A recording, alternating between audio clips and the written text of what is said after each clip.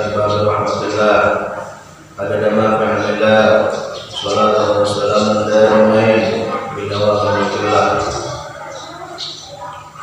ma'ba'lu orang-orang kami dengan Jumat di malam subuh yang dimuliakan Allah Subhanahu wa taala.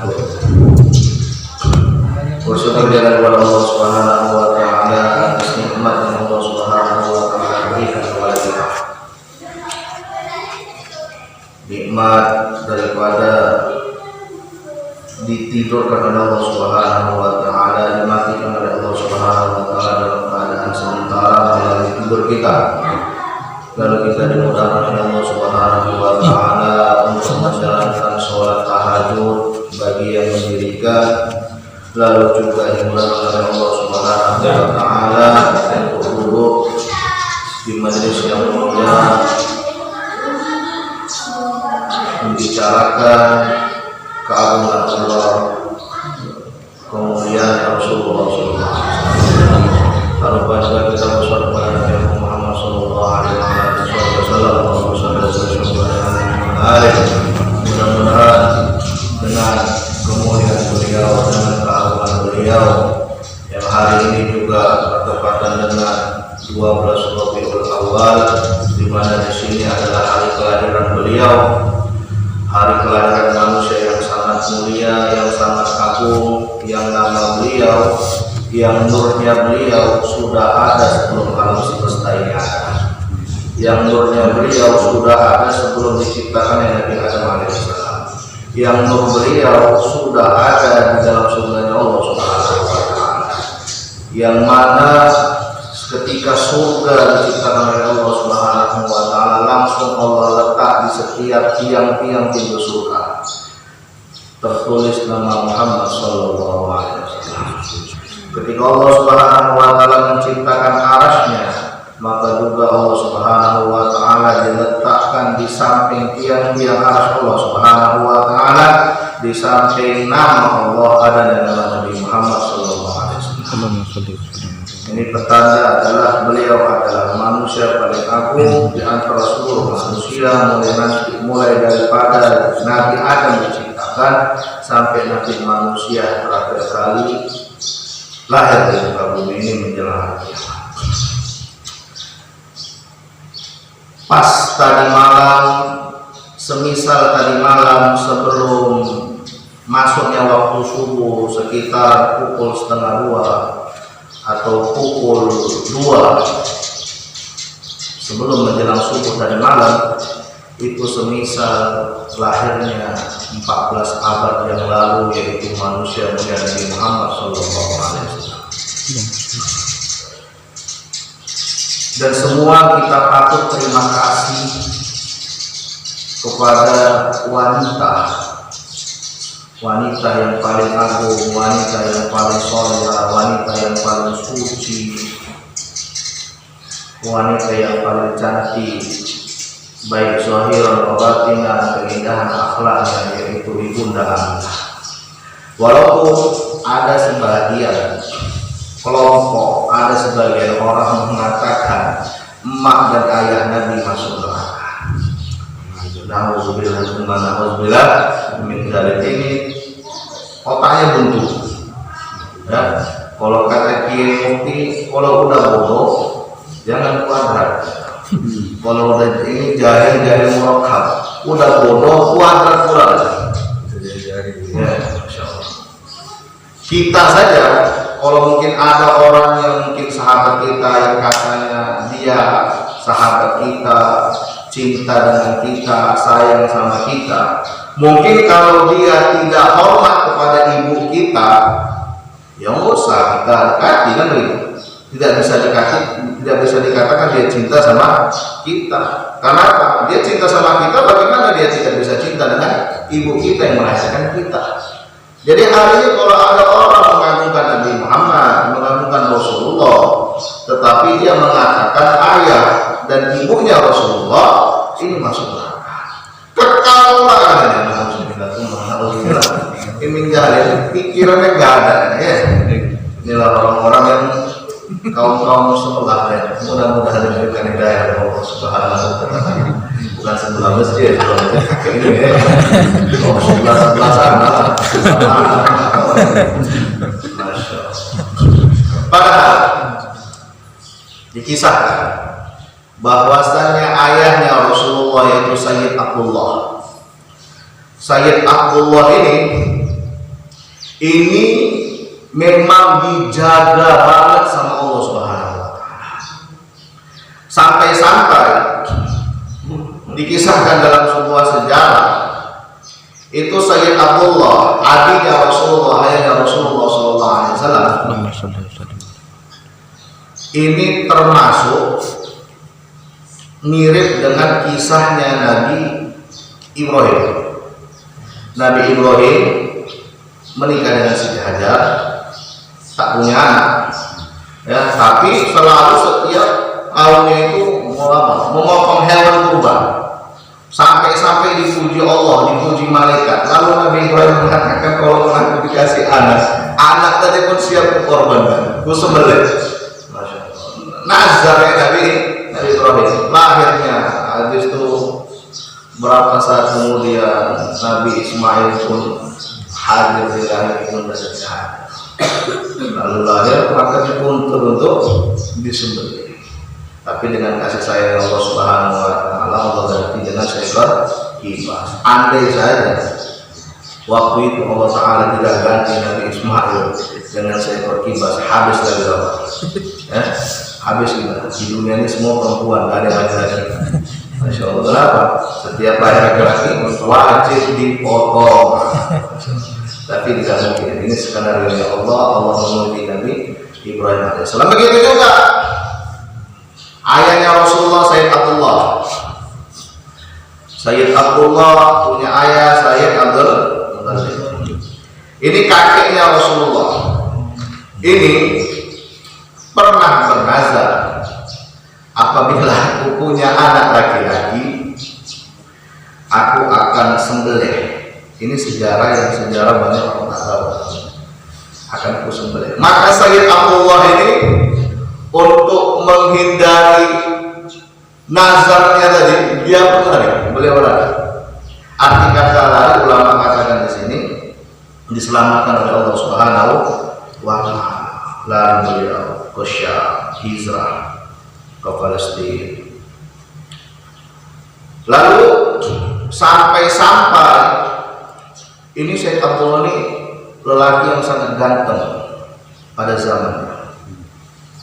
Maka seluruh wanita-wanita yang ada di kota Arab, bukan Arab ini, maka semuanya itu pada minta ditiduri sama Syekh Abdullah. Mohon maaf, arti kata ditiduri tak apa walaupun tidak dinikahi.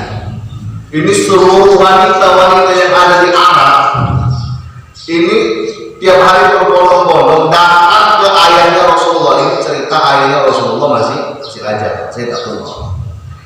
Agar apa? Agar mau ditiduri karena ganteng. Sampai-sampai ada pendeta ahli kitab dari kaum wanita itu pun juga datang sama Sayyid Abdullah, ayahnya Rasulullah, agar bisa ditiduri. Maka ahli kitab tadi ini punya niat lain, tapi dia sampaikan niat ini ketika Sayyid Abdullah menikah. Tapi dengan penjagaan Allah Subhanahu wa taala, dengan penjagaan Allah dan kesucian orang tuanya Rasulullah SAW, Sayyid Abdullah menolak semua. Maka setelah itu Sayyid Abdullah pun menikah dengan Sayyidatina Aminah, yaitu ibundanya Rasulullah SAW. Yang Sayyidatina Aminah kita patut berterima kasih dengan beliau, karena dengan melalui rahim beliau kita mendapatkan sang Rasul, sang Nabi yang kita harapkan syafaatnya di masyarakat. Maka dijodohkan oleh Sayyidatina Aminah. Sayyidatina Aminah ini wanita yang paling cantik, yang paling suci, ya, akhlaknya bagus. Maka ketika menikah dengan Sayyid Abdullah, dengan ayahnya Rasulullah, ini pendeta dari kaum wanita ahlul kitab tadi, dia katakan sama Sayyid Abdullah, wahai Abdullah, dulu ketika kau belajar, aku ingin kau tuh bagaimana bisa menggauli diriku. Kata ini pendeta dari kaum wanita ahlul kitab. Aku ingin menjadikan kau itu sebagai teman tidur malamku, bukan aku nafsu sama kamu. Ini kata pendeta Yahudi tadi ahlul kitab dari kaum wanita, bukan karena nafsu, tetapi aku ingin kau gauli karena aku lihat di dirimu, di wajahmu ada tanda kenabian. Di ayatnya Rasulullah. Tapi aku heran, kata pendeta dari kaum wanita tadi, setelah kau menikah dengan Sayyidatina Aminah, Siti Aminah, aku tengok gak ada lagi tanda kenabian kau di dirimu, dan aku lihat tanda kenabian itu berpindah kepada istrimu Sayyidatina Aminah. Masya Allah. Ini ketika belum nikah Sayyid Abdullah ayahnya Rasulullah dilihat oleh pendeta Yahudi kaum wanita ada tanda kenabian, sampai ini pendeta Yahudi kaum perempuan ini ingin ditiduri sama Sayyid Abdullah, bukan karena nafsu, tapi karena memang ada tanda kenabian. Pendeta dulu sama pendeta sekarang beda. Pendeta dulu memang punya kitab asli, kalau sekarang dipalsukan mereka sendiri. Maka setelah menikah Sayyid Abdullah dengan Sayyidatina Aminah, dilihat gak ada lagi tanda kenabian di dirinya ayah Rasulullah, tapi berpindah kepada ibunda Aminah. Maksudnya apa? Udah nikah kan begitu. Mohon maaf, berhubungan, maka tanda kenabian tadi diletakkan pada Sayyidatina Aminah, yaitulah janinnya Rasulullah SAW. Maka ketika itu setelah menikah 2 bulan, ya 2 bulan lebih, bahkan dalam sebuah riwayat ada yang mengatakan 3 bulan itu Sayyid Abdullah hijrah, berdagang ke Syam, Palestina, berdagang karena orang-orang dulu berdagang. Sudah, maka ketika berdagang ini Sayyid Abdullah ini nggak tahu bahwasannya istrinya ini lagi ngandung, lagi hamil, nggak tahu bahwasannya istrinya Siti Aminah ini, Sayyidatina Aminah ini mengandung Rasulullah selama 2 bulan. Maka setelah berdagang dari Syam, Palestina, baru singgah Sayyid Abdullah singgah ke Yastrib. Kebetulan dulu itu Madinah namanya bukan Madinah, tapi namanya Yastrib. Singgah ke Yastrib, ingin ziarah ke keluarga bibi-bibinya, yaitu Sayyid Abdullah bin Sayyid Abdul Muttalib bin Hashim, terus ke bibi-bibinya daripada Bani Nazar. Maka ini istrinya, ibunya Rasulullah, istrinya Sayyid Abdullah ini nunggu-nunggu kapan suamiku pulang, gak pulang-pulang. Kenapa? Kepingin nunggu suaminya pulang, ngabarkan bahwasannya ia telah mengandung, telah hamil. Maka ketika Sayyid Abdullah setelah pulang dari berdagang ziarah ke Yastrib, maka setelah ziarah ke Yastrib jatuh sakit, lalu meninggal dunia di Yastrib atau di Madinah. Yastrib ini dulu ini kota negara yang paling banyak wabah penyakit. Kalau corona nggak ada apa-apa ya corona Yastrib dulu. Jadi setiap orang yang masuk Yastrib wajib mati. Makanya ada hadis Nabi ketika dulu corona, barang siapa yang tinggal di negara atau di daerah yang ada wabahnya dilarang keluar daerah tersebut, yang orang luar dilarang masuk. Kenapa ada hadis ini? Karena dulu di zaman Rasulullah memang Madinah ini Yastrib tempat banyaknya penyakit. Jadi setiap orang masuk Yastrib pasti jatuh sakit lalu meninggal. Maka tunggu sama ibunya Rasulullah nggak pulang-pulang, suaminya kan ingin menyampaikan kegembiraannya atas kehamilan dirinya. Maka setelah ditunggu-tunggu, dapat kabar suaminya telah meninggal dunia. Ketika itu Rasulullah SAW masih mengandung, ibu Aminah mengandung dalam keadaan masih 2 bulan. Maka setelah lahirnya Rasulullah SAW, ya, bagaimana coba kalau kita bayangkan perasaannya Rasulullah pada waktu itu lahir dalam keadaan sudah tidak ada lagi ayahnya, yaitu Sayyid Abdullah. Maka lahir, habis itu setelah lahir, dan inilah semisal tadi malam 12 Rabiul Awal, Minggu malam Senin, Ahad malam Senin, sebelum masuknya waktu subuh. Disitulah hari lahirnya Rasulullah SAW. Yang ketika Rasulullah SAW lahir, beliau lahir dalam keadaan sudah terhitam, dalam keadaan sudah sunat, dan beliau lahir dalam keadaan sujud, langsung menghadap kita. Dan ketika lahir, tali pusatnya Rasulullah sudah putus, Masya Allah. Jadi kalau kita pikir, jadi Rasulullah itu makannya dari mana?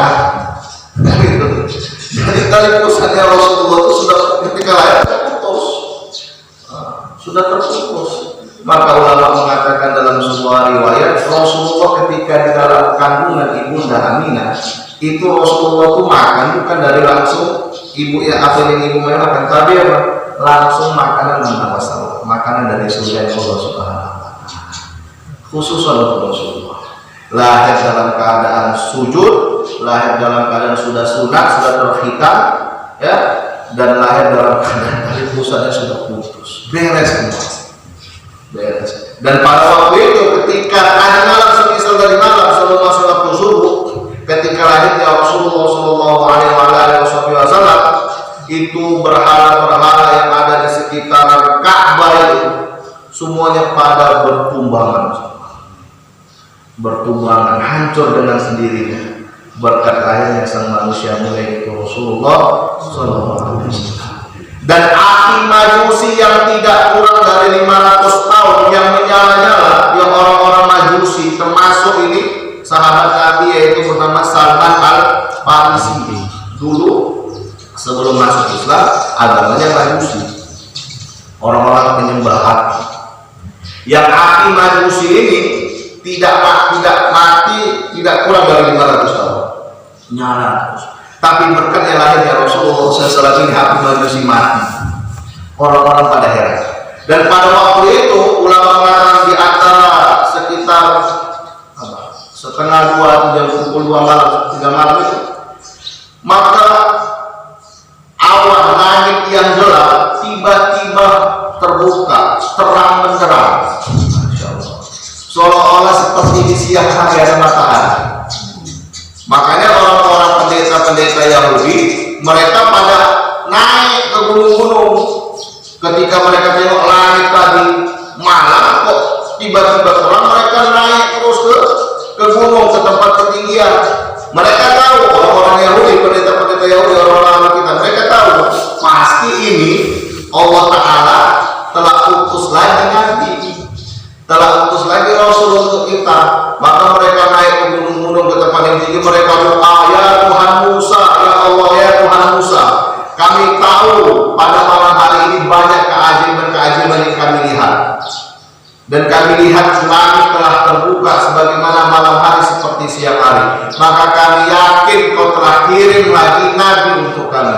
Maka kami berharap, ya Tuhan Musa, maksudnya Allah Subhanahu wa Ta'ala, Engkau Ta'ala datangkan, Engkau Ta'ala utus Nabi masih dari bangsa kami, yaitu bangsa Bani Israel, Yahudi. Walhasil yang lahir Nabi Muhammad dari bangsa Arab suku Quraisy. Disinilah orang-orang Bani Israel kecewa, orang-orang Yahudi kecewa. Makanya disinilah mereka langsung dikatakan kafir terhadap Allah Subhanahu wa Ta'ala. Mereka yakin, orang Yahudi itu kalau ditanya datang Israel, Yahudi yang tulen Yahudi ya, kalau ditanya siapa Tuhan kalian, mereka tetap mengatakan Ahad, yaitu Allah, satu saja, Ahad, yaitu Allah. Tapi kalau ditanya siapa Nabi kalian, mereka nggak mau kasih Nabi Muhammad, apa namanya, egois gitu ya. Nah, karena kebanyakan nabi itu daripada bangsa Bani Israel, bangsa-bangsa mereka. Tiba-tiba nabi terakhir akhir zaman yaitu dari bangsa Arab suku Quraisy. Di sinilah orang Yahudi langsung tidak beriman kepada Nabi Muhammad. Maka ketika Rasulullah lahir disusu sebentar sama ibunda Aminah, lalu beliau setelah itu kebiasaan orang Arab, tradisi orang Arab, adatnya orang Arab itu kalau punya anak bayi itu disusukan sebentar sama ibu kandungnya, lalu dibawa ke pasar. Nah, ke pasar itu pasar khusus bayi semua. Ngapain? Untuk mencari ibu susuan. Untuk mencari ibu susuan. Memang udah tradisi, bukan kejam, memang udah tradisi ya. Kita pun juga di Indonesia juga ada tradisi masing-masing setiap suku. Maka setelah disusukan oleh ibunda Aminah, lalu Rasulullah disusukan sebentar dengan Tu'aibah al-Aslami. Gak lama lalu Rasulullah dibawa ke pasar keesokan harinya. Dibawa ke pasar untuk ditawarkan siapa yang siap menyusui ini bayi. Karena setiap hari itu ada tuh bayi-bayi banyak minta mencari ibu susuan, dan ibu susuan itu dibayar. Ibu susuan itu dibayar. Maka ketika itu dibawakan keesokan harinya untuk mencari ibu susunya, maka semua bayi-bayi pada waktu itu sudah habis laris manis, diambil oleh para muda, diambil oleh orang-orang yang tinggal di kampung-kampung, datang untuk menyusui bayi-bayi yang baru lahir dengan bayaran bervariasi. Maka ketika itu semua bayi sudah habis, tinggal bayinya Rasulullah SAW. Maka setelah Tu'aibah yang menyusui ibu susunya Rasulullah sesaat, lalu disusukan oleh Halimatus Sa'diyah. Halimatus Sa'diyah ini seorang budak, ya. Ketika itu dia datang terlambat ke pasar tadi. Datang terlambat kenapa? Karena Halimatus Sa'diyah ini udah budak, namanya budak, gak ada yang kaya, miskin semua budak.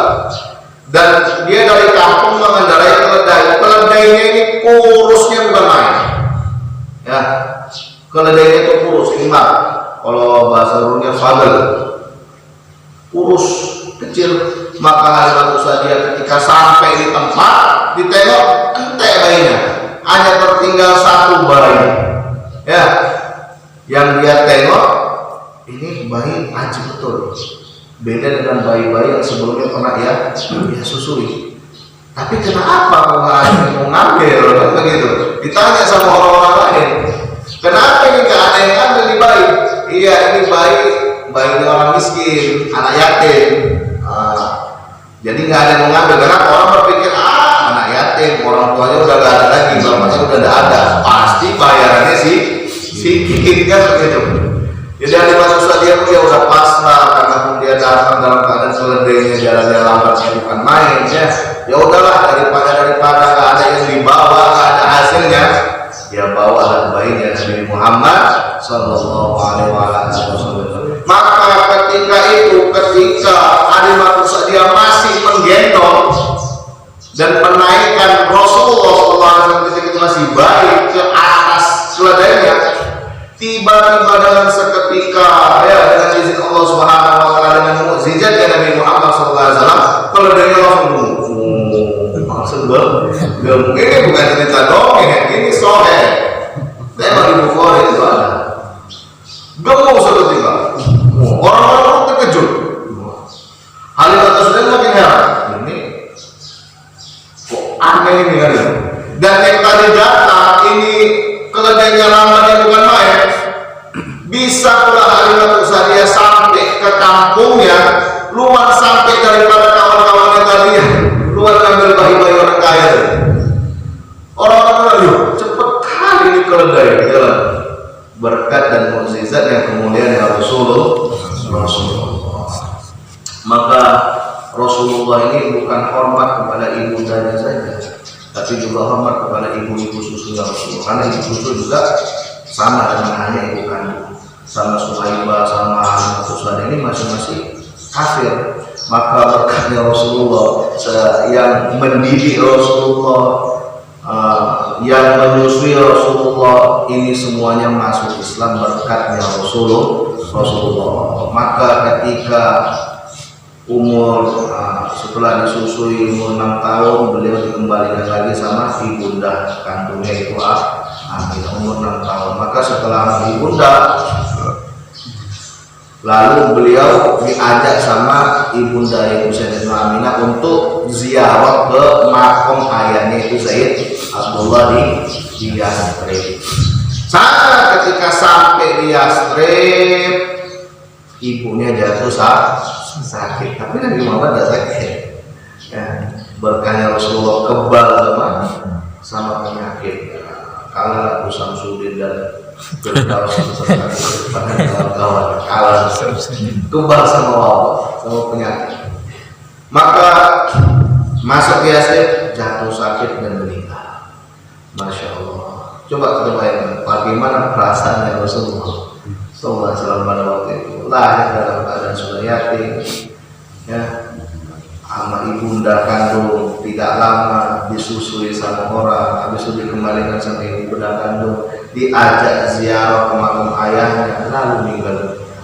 Masih 6 tahun, anak umur 6 tahun ini masih butuh sayangnya orang tua, masih butuh kasih sayangnya orang tua.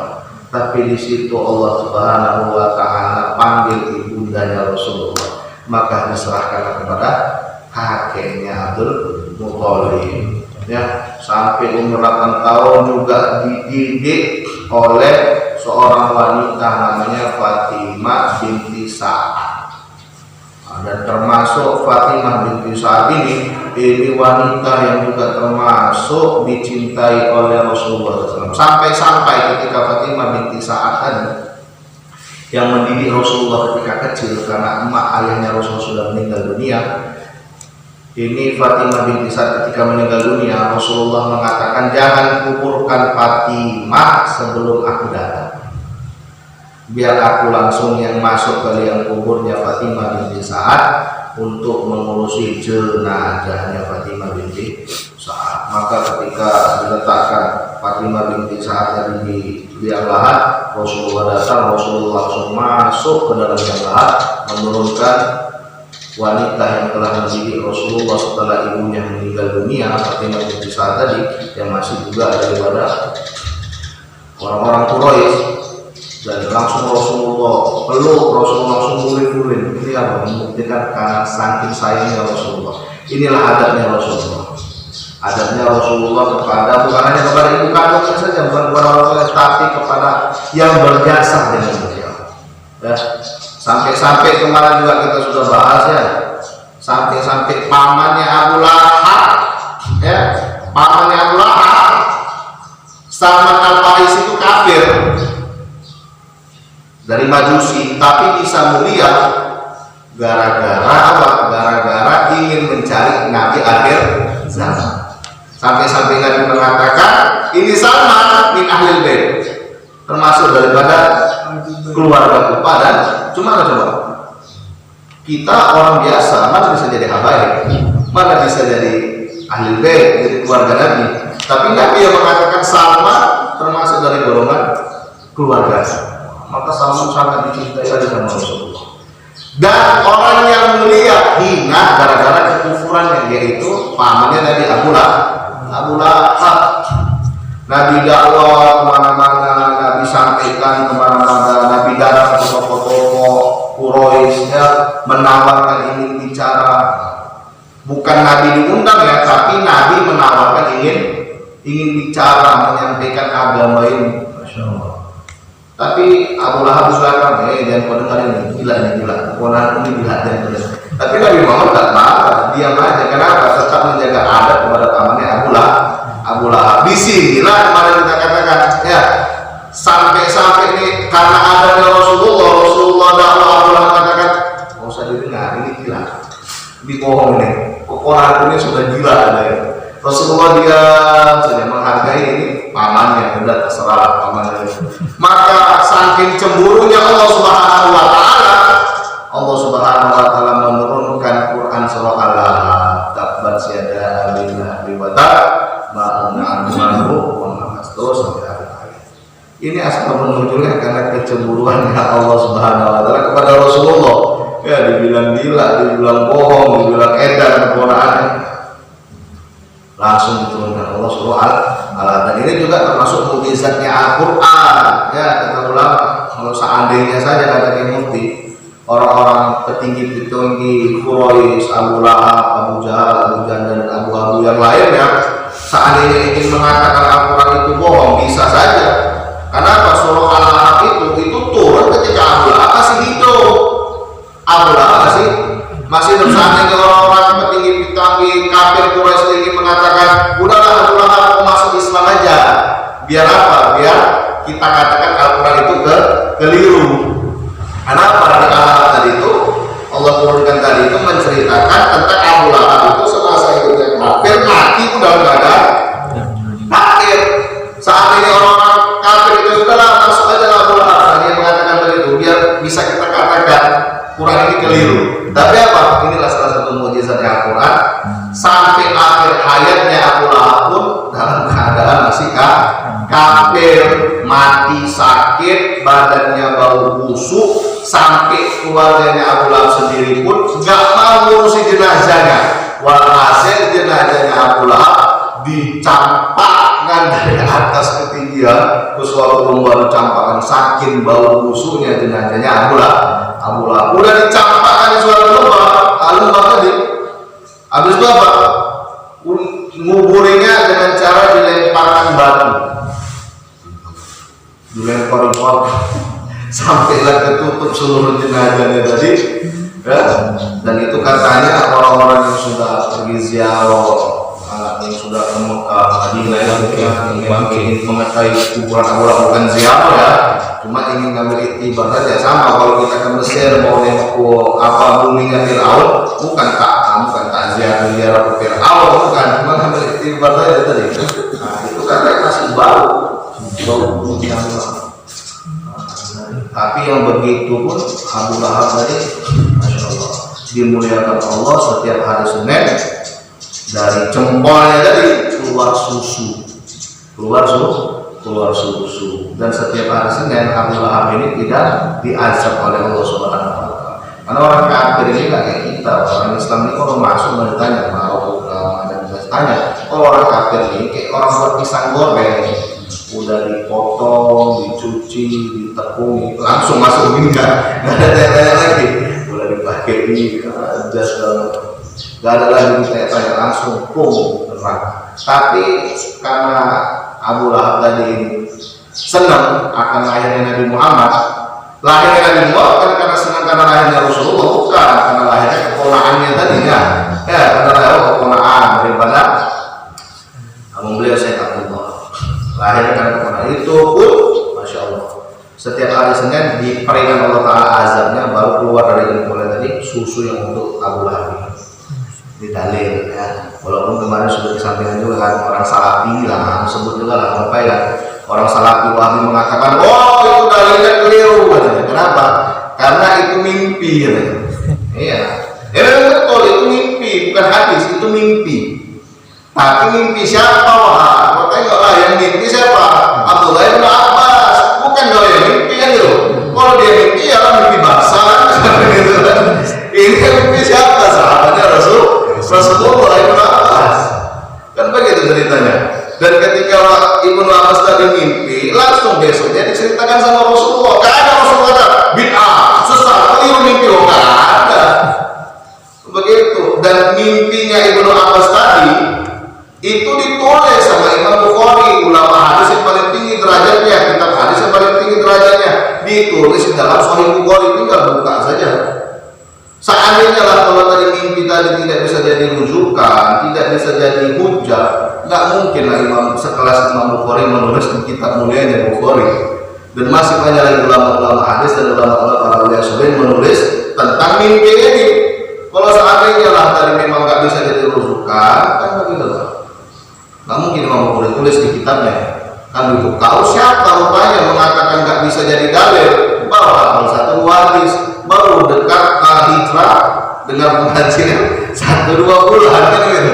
Sudah bisa mengatakan, sedangkan Imam Bukhari menulis dalam kitab mulia. Berarti apa? Mimpi tadi dibenarkan oleh para sholihin, dan Rasulullah juga tidak menyalahkan. Ini dalilnya memang betul, dalilnya mimpi. Cuma kalau tadi mimpi, yang mimpi tadi mungkin aku mimpi yang tiba-tiba ada fatwa suatu hukum dari siapa? Nggak tahu kan, tiba-tiba dalam mimpi, itu keliru mimpi kita. Cuma kalau tadi orang-orang soleh mimpi, masya Allah, bisa dijadikan hujah. Termasuk kemarin saya baru dapat dalil juga. Termasuk minum kopi. Kemarin minum kopi itu menjadi kesunahan. Coba heran zaman Rasulullah, mana kopi kan begitu. Rupanya ada seorang ulama, saya lupa namanya siapa. Ulama tadi itu meminta restu dari Rasulullah akan kopi tersebut. Jadi itu yang oleh Rasulullah. Jadi malah itu orang kamu sebelah namanya sudah angel dan ketutup hatinya. Jadi semua ini kita bersyukur pada hari ini, gembira akan lahirnya Nabi Muhammad SAW. Kita berharap mudah-mudahan dengan adanya hari ini ya, setahun ada Dzulqa'dah, Dzulhijjah, Muharram, ada Rajab, ini semua mulia, tetapi tidak akan ada kemuliaan ini semua kalau tidak ada dilalui dengan Rasulullah. Di bulan Ramadan ada Lailatul Qadar, ya, malam 1000 bulan. Kalau kita ibadah seperti beribadah selama 1000 bulan, 88 tahun. Dan malam Lailatul Qadar itu tidak akan ada kalau tidak ada dengan Rasulullah. Maka 12 Rabiul Awal itu Idnya dari sebelah, hari rayanya dari sebelah hari raya. Ya, kenapa? Karena kalau tidak melalui Rasulullah semua itu tidak ada. Mudah-mudahan kita berharap ya, kita berharap bisa dikumpulkan ya, kita nanti di yaumul kiamah dengan keluarga Rasulullah SAW. Kita berharap bisa bersama-sama Rasulullah SAW, bisa meminum teladan Kausar dari Nabi mulia Nabi Muhammad SAW. Intinya cinta antara Muhammad kau akan dihubungkan dengan orang yang engkau cintai. Maka kalau kita cinta, itu peruhannya Rasulullah akan hadir dalam kita. Ya, kalau kita cinta, pasti Nabi Muhammad juga akan hadir dalam mimpi kita. Dan itu nggak bohong, karena setan tidak bisa menyerupai tubuhnya Nabi Muhammad. Man ra'ani fil manam faqad ra'ani fa inna syaitan la yatamattalu bi.